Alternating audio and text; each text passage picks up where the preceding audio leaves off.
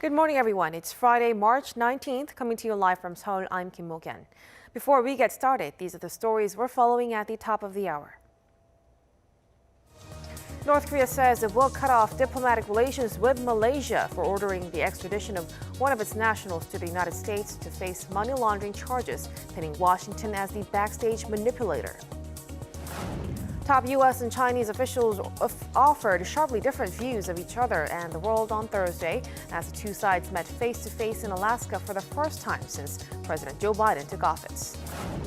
And the South Korean economy is seeing improvements in exports and facility investment as well as fewer job losses, but domestic demand remains sluggish amid the prolonged pandemic. Our top story this morning, North Korea says it will cut diplomatic ties with Malaysia after a top court ruled that a North Korean man be extradited to the U.S. to face sanctions violations. This according to state-run media KCNA on Friday, with North Korea's Foreign Affairs Ministry also warning that Washington would also pay a price. Since 2019, the North Korean Moon Myung has been accused by FBI of laundering money through shell companies and sending valuable items to North Korea. He has rejected the charges, but earlier this month, courts in Malaysia upheld an earlier ruling in favor of sending him to the U.S. Pyongyang also protested his innocence, saying there is no acceptable evidence for the charges. Senior officials from the U.S. and China have started their meeting in Anchorage, Alaska. The two-day meeting is expected to serve as a barometer for the two countries' relations during the next 4 years of the Biden administration. This is the first in-person meeting between U.S. Secretary of State Antony Blinken and his Chinese counterpart Yang Jiechi. They're joined by U.S. National Security Advisor Jake Sullivan and Chinese State Councilor Wang Yi for a 2+2 meeting. The agenda is expected to include the denuclearization of North Korea as well as security in Northeast Asia. The European Medicines Agency has announced that AstraZeneca's COVID-19 vaccine is safe and effective. The news comes after 13 EU member states suspended use of the vaccine over fears of a link to blood clots. UK regulators also confirmed its safety, calling on people to continue getting jabs. Lee Seung-jae has more. The European Medicines Agency has revealed the results of its probe into the safety and effectiveness of AstraZeneca's COVID-19 vaccine. This vaccine is safe and effective in preventing COVID-19, and its benefits continue to be far greater than its risks. PROC noted that the number of thromboembolic events reported after vaccination is lower than the expected in the general population, and PROC has concluded that there is no increase in the overall risk of blood clots with this vaccine. This announcement comes after more than a dozen countries in the EU suspended its use. With the green light given, it's now up to individual EU states to decide whether and when to restart using it. UK's regulators also unveiled their findings on Thursday, backing up the EMA's view that the vaccine does not cause blood clots. Reviewing 5 UK-based reports of a rare and specific type of blood clot, regulators said it had been reported in less than 1 in a million people vaccinated so far in the UK and can also occur naturally. Reiterating that the benefits outweigh any risks, they urged the British public to continue getting the AstraZeneca jabs.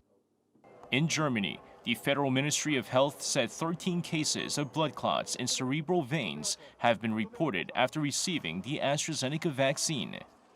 12 women and 1 man between 20 and 63 years of age reportedly suffered blood clots. However, with the green light given by the EMA, Germany's health minister said Thursday that the country will resume use of AstraZeneca's vaccine from Friday. Italy, Spain, and France have also said they will resume using the jab. Sweden says it needs a few days to decide its next steps. Lee Seung-jae, Arirang News. South Korea reported 463 new cases of COVID-19 on Friday, remaining above the 400 mark for the third straight day. Now, of them, 441 were locally transmitted and 22 were from overseas. There were 2 more deaths, bringing the death toll to 1,690. South Korea's total number of cases is now over 97,000. And as of midnight, a total of 659,000 people in South Korea have received their first dose of the vaccine. Elsewhere, Italy commemorated its first National Day of Remembrance for victims of COVID-19 as its death toll surpassed 100,000 since the outbreak. Meanwhile, in the U.S., air travel figures are hitting record highs and theaters are preparing to fully reopen. Our Choi Min-jung reports. Italy on Thursday mourned the victims of the COVID-19 pandemic that has killed more than 100,000 people in 13 months. Thursday marks the one-year anniversary of the most devastating moment of the pandemic as army trucks lined up in the city of Bergamo to transport dozens of coffins. Italy's prime minister visited the northern city to lead the tribute, along with mayor of Bergamo. This is a day full of sadness, but also full of hope, and I want everyone to feel me close by through this sadness and hope. We had dreamed that this day would mark the end of the long and painful road of the pandemic, but we are still not there yet. We are nearly there, but we are still not completely there.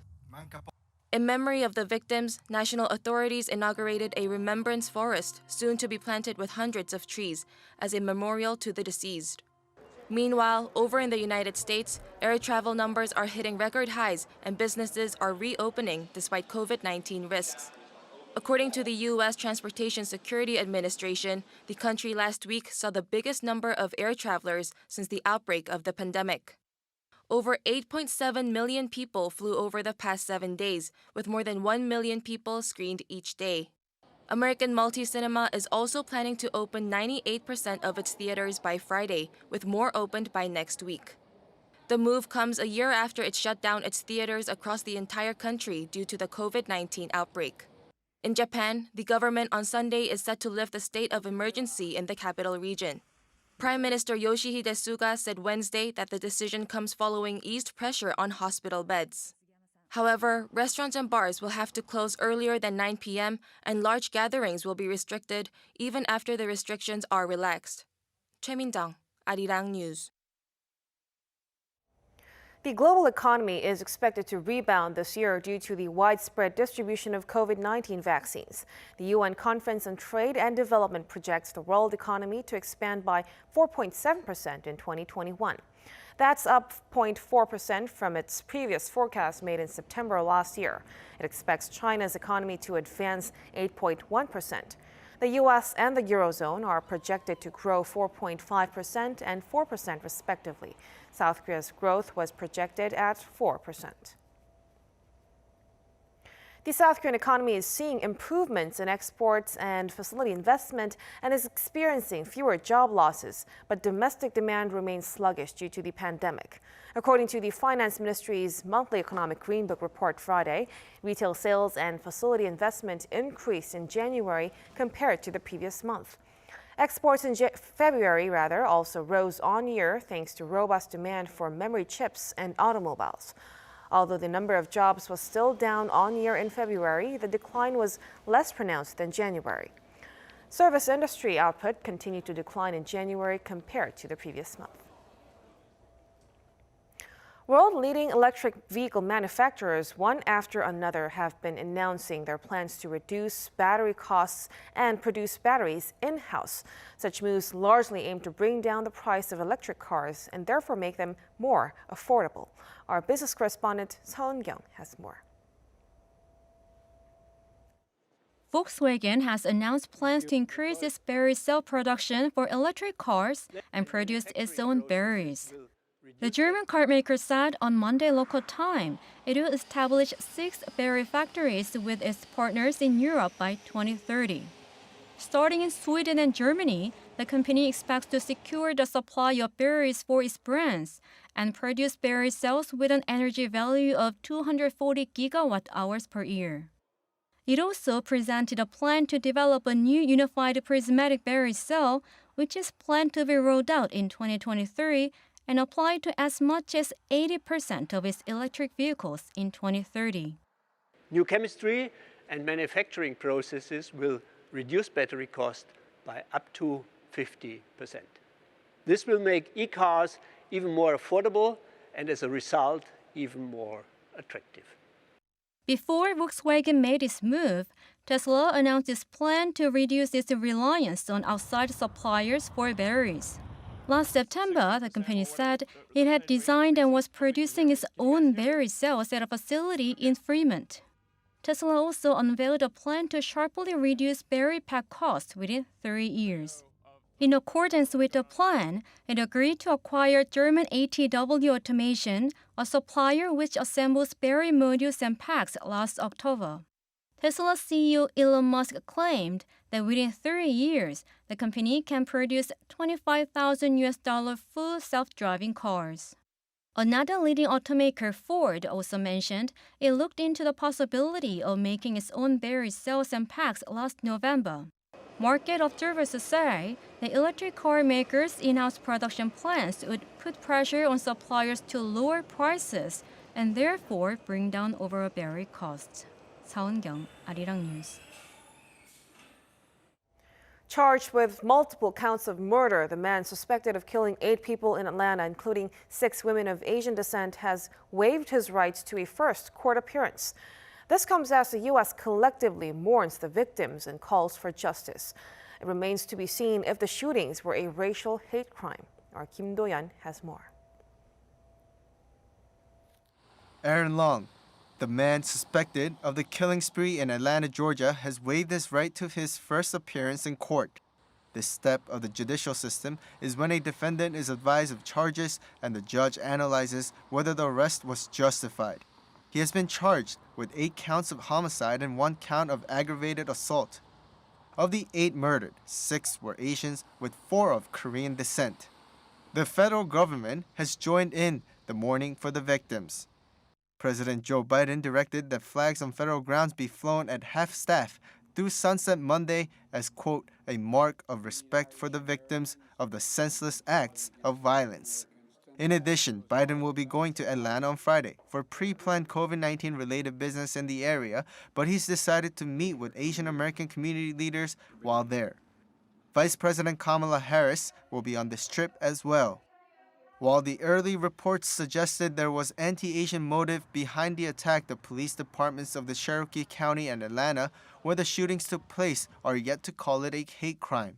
We are looking at everything to make sure that we discover and determine what the motive of our homicides were. I'm not sure about any mental illness. All we do know is that he did purchase the gun the day of the incident.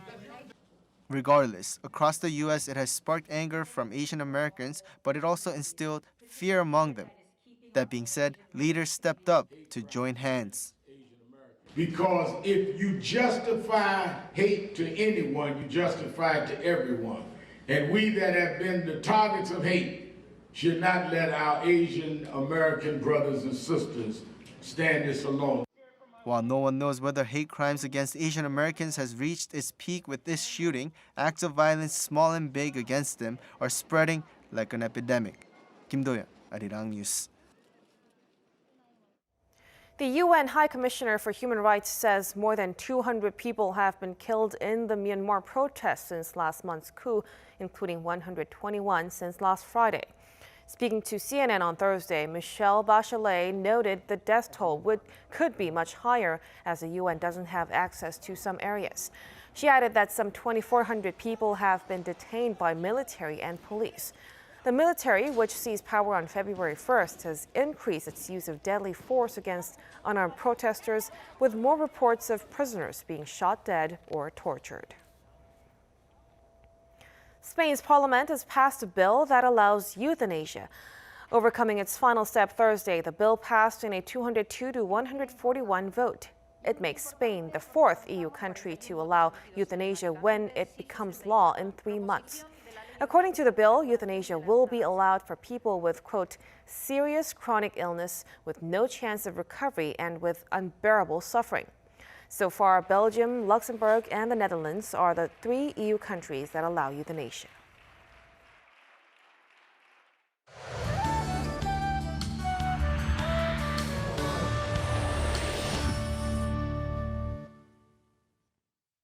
Good morning. Today's forecast to be the warmest day of the season so far, feeling more like mid-April across the country. Seoul will get up to 19 degrees this afternoon. So now the question is, will dust levels get worse with the mild ratings? The levels are still a bit high in central western regions this morning, but we can look forward to much better air quality in the afternoon. But it's not going to be as sunny as the past few days. A fair amount of clouds are expected for most parts of the country, then rain will start from Jeju tonight. Showers will gradually spread to the rest of the country overnight, and further south you are, the more rain you're going to see. It's going to be spotty in the capital. Tomorrow is actually the spring equinox, and our ancestors believed rain on that day is a good sign. But the rain will bring temperatures back to the seasonal norms this weekend. That's Korea for you, and here's a look at the weather conditions around the world.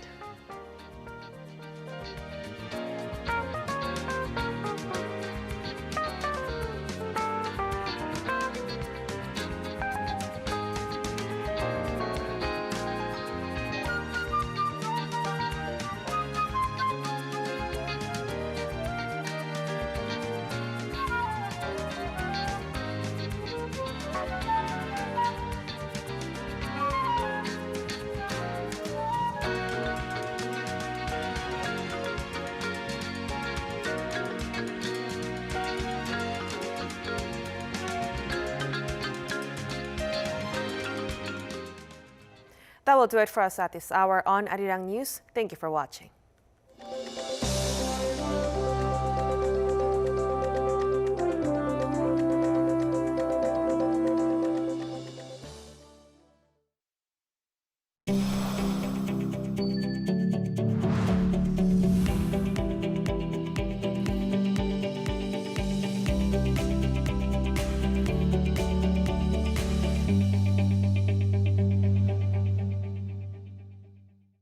Since January, there have been several reports of pets testing positive for COVID-19. In response, the Seoul city government recently announced that it is testing